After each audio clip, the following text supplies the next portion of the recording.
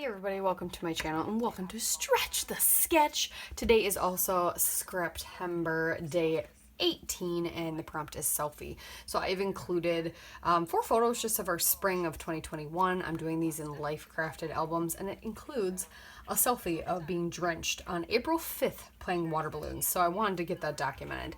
I cut my photos a little too big I think, but I like the collage it's creating.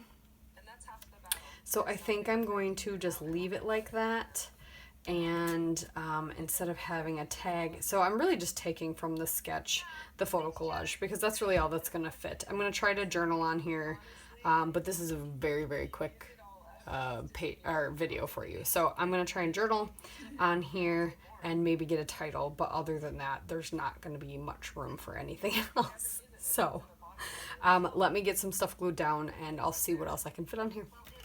All right, not a lot of creativity, not a lot going on, but I documented the fact that we were outside and playing with water balloons April 5th, and that was the main goal. So I just added a couple puffy stickers, this chipboard documented that kind of matched the screen, and that was it, you guys. So super simple, shortest video ever on my channel probably.